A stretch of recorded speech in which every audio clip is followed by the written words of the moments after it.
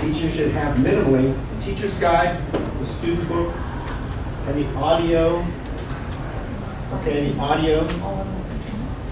Okay, that's very good. Everything that she has there. Four of them. That's right, 5 items. The presentation tools, the exam view, the audio CDs, and the CD-ROM. 7 Very items. good.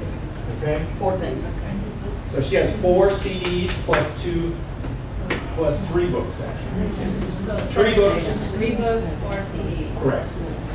You don't have any? No, Okay. You can use mine. I'll give them the last one. nothing. Okay, so that's something you need to talk to the administration about. We provide those, and those are very, very, very good. Okay. Now let's talk about the methodology. That's the first thing. That's the series. Let's actually, I think we gave everybody a book 1. Does everyone have access to a book 1? If you don't, you just grab it. I think you have one. Let's just talk about book 1. And the reason I'm doing this is because most of you are teaching from book 1. If you don't have a book 1, raise your hand and we can get them out to you. Okay? They want Josh to have the city. You have one? No. Who does not have a book 1? And I'm just going to do this for ease of use. I don't have. Do I still get it from you? I have the Pick up the set. I missed it. No. Okay, that's fine. Okay. Book 1, Well, everyone I have hit it to be one? greedy and I had all the other ones. Oh. See, from the presentation. So I'll come by. Dressman's. Okay. Now let's just think, I know that not everyone teaches in book 1, but so that you can get an understanding of the methodology, let's just use this so we're all on the same page. The methodology is the same regardless of which level you're teaching from. So let's talk about who wrote this book. And I'd like you to turn to page number Roman numeral 13 at the front of the book. 13, Roman numeral 13.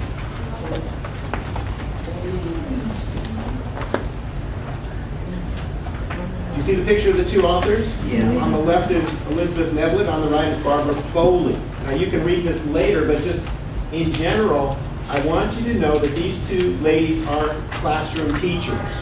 Now today is what, Wednesday? Well, they live in New Jersey, so their classes are finished, but they taught their classes this morning out of these books. They have been teaching there, both of them, over 20 years, okay, at a community college that is an adult ed program just like yours. Okay, it's affiliated with a community college rather than a school district, but it's the same type of students. They get from around the world, they're immigrant students, they're working at nighttime or daytime or whatever, and they're studying English when they can. Same type of a program. Both of them are experienced teachers. Both of them are experienced authors. In fact, the woman on the right, Barbara Foley, has written some other books with us. Some listening books. She's well known as a listening expert. Now hear this, listen to me. They're 2 very, very good task-based listening books. Also, she's a grammarian. She loves grammar. In fact, she wrote a series that was called Grammar in Action. Some of you are nodding your heads. You knew about it. I used to teach out of it when I was teaching at the University of Arizona. It's called Grammar in Action.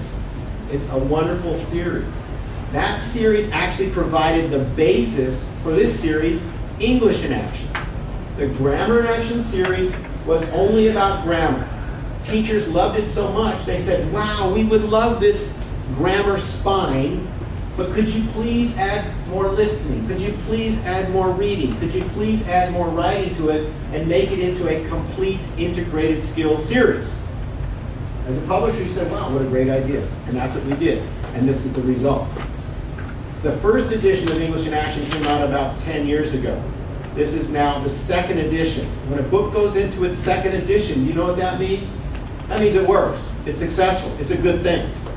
This book did very well in its 1st edition. It's doing even better in the 2nd edition because it works. And why does it work? Number 1 is because the authors are teachers in the classroom. These exercises are not just written in some office up in Boston where our office is. No. The authors actually wrote this book at night, at home, in their house, and then tried out the exercises in the classroom. It's taken years for them to come up with these exercises. And I don't know if I told you the story behind this. I think I maybe did. But I remember when they were writing this book initially, I went to their school. It's called Union County College, and I visited them in the morning. They were teaching, and I went to Liz's class, and then I went to Barbara's class, and I was sitting in Barbara's class, and she had a class just like this, and she was in the front of the class, and she was trying out some of the exercises that she wanted to put in the book. And she was trying this one out. I don't even remember what it was. Maybe it was a grammar practice or something like that. And after about 5 minutes or so, she kind of stopped and she looked at the class. Class, this isn't working either. And they all kind of go, no. And she looked at me. I was sitting over where this gentleman is, and she says, Eric, I'm going to have to rewrite this whole thing. And that's what she did. She went back and she rewrote it. She tried it out again in her class. And then not only did she stop there, but she went and she gave it to other teachers in her school to try out. So what I'm trying to tell you is that every exercise in this book has been classroom tested in her class, in Liz's class, and in other teachers' classes at that school before it even got into the book. Now this is the second edition, so these exercises have been used by thousands of teachers and then changed and modified according to the feedback we got from them. So basically what we have here is a book that works. These exercises do work, okay? So that's the bottom line. That's the methodology. Now let's look at the table of contents. Turn to the table of contents, because I think it was Mr. Reed here in the back was interested in what is the scope, where are we going to be going, what are we going to be covering, et cetera, et cetera. The table of contents is on page Roman numeral 4 and 5. We call it the scope and sequence. Now, do you know the difference between table of contents and scope and sequence? You know, it's more of a publishing term. The table of contents just lists the chapters, you know, the chapter heading. A scope and sequence is more detailed.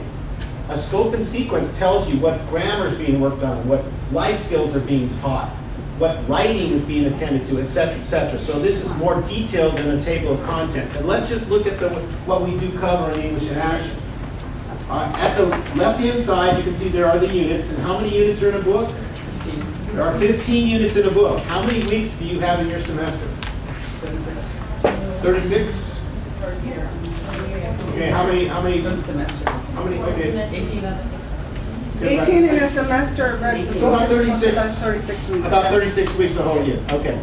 So let's just kind of just generally, if you have 36, now the first week of class you probably don't really get into something, right? Right. And the last week of class, and then you've got your week in between for CASAS and all that kind of stuff. So you can knock out several weeks. So probably you've got maybe a little bit over 30 weeks of actual regular teaching weeks in time, right? Well, if this book is to cover those 30 weeks, and there are 15 units, that's one chapter every 2 weeks, approximately.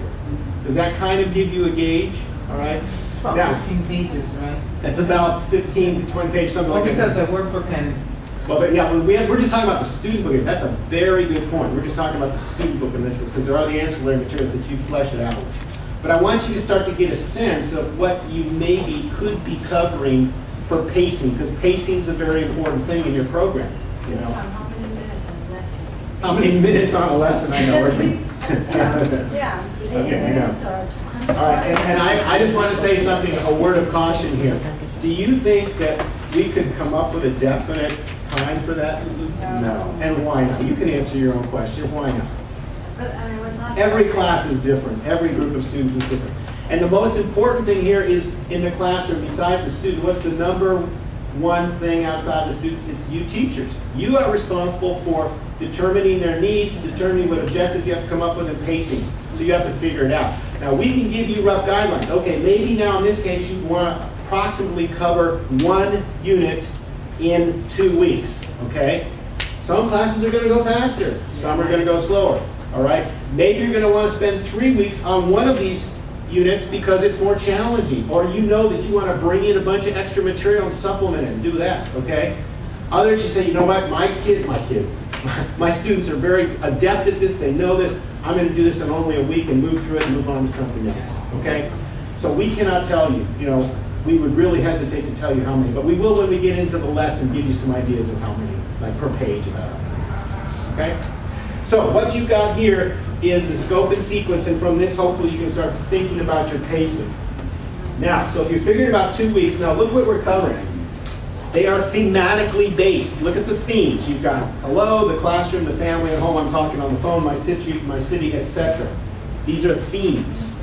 A little bit of an overview of how publishing has changed in my tenure in publishing. I've been in ESL as a teacher since the 1970, I guess it was. It was my first year of teaching. I was in college, barely.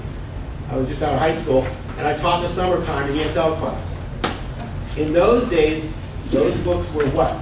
Grammar only. Grammar, grammar, grammar, grammar sequence. They weren't really very interesting. It was pretty much drill and kill, drill and practice. Okay, that's the way it was. Over the years, things have changed a lot. There's been a big history of change.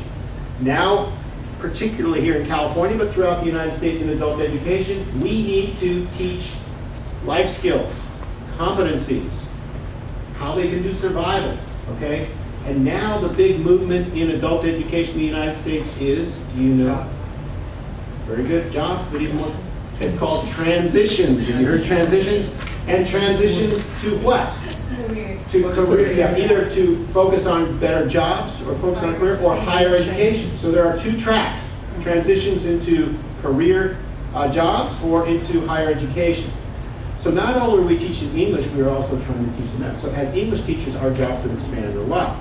You're fortunate in that English in Action does help do this, and we'll show you how. It has both job-oriented material as well as academic material, preparing them for community college or vocational training, whatever they want to do. Okay, so these are the skills that are listed, and you'll see many of them here. Let's just go across the top. You've got goals, you've got dictionary, word builder, we'll talk about vocabulary. Grammar is still very important. And now, this book, unlike some other books that we carry, Stand Out, Downtown, this book is grammatically sequenced. In other words, it starts off with simpler grammar and increases to more challenging grammar. And then it's sequenced, grammatically sequenced, but it's thematically based. I like that term. It's grammatically sequenced, but thematically based. So as you go through the book, it gets more difficult with grammar. Okay? But it sometimes recycles the themes. So what this means is it's not really a good idea to jump around in the book. Okay? Some books you can do that. Yes, you can maybe go ahead 1 or 2 chapters and come back, but we do not recommend that you jump around too much.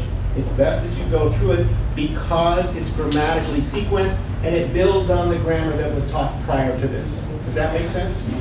Okay, just wanted you to know that. You can see across the top the subjects, and then on the final right-hand side are the CASAS competency numbers. Do you have all those memorized? Actually, I know some teachers that they've taught for so long and they've administered the CASAS test so many times that they know a lot of these. Oh yeah, I know what that one is. I know what that one is. You don't have to know it. We just list them here so that you can be assured that as you're teaching out of this, yes, you are teaching the CASAS competencies. And as we talked about earlier, in October, your students will be taking the CASAS test, so this will help them on that. Okay? And we'll talk a little bit more about how you can prepare your students for the CASAS test with ExamView a little bit later. Okay? Are we all doing okay? All right, now let's just jump into a unit. Let's get to where the juicy part is, the fun part. And I'd like you to go to, let's do that unit that we did last time I was here and just quickly review it on transportation. Do you remember that? Let's see what you remember. The bicycle. Remember the bicycle? Let's see what you remember. Because I want to. The reading. Yeah. I want to see what you guys remember here.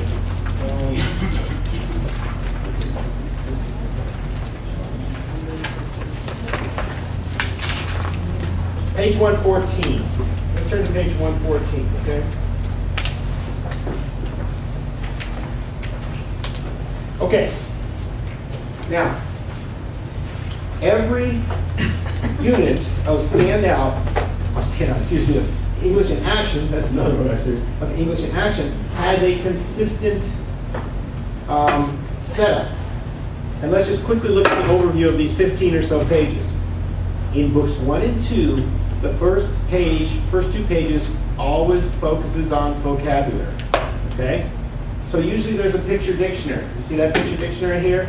And then there are follow-up exercises right there, okay? That's the first section. So there's vocabulary with picture dictionary. Turn to the next page, page 116 and 117. What do you think this is talking about? It actually says right at the top there. Grammar. Grammar, right?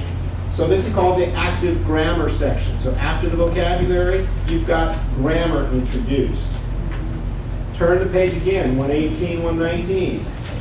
More grammar, okay? More grammar. Page 120, 121. Even more grammar, okay? Just one little comment here, you say, wow, this is too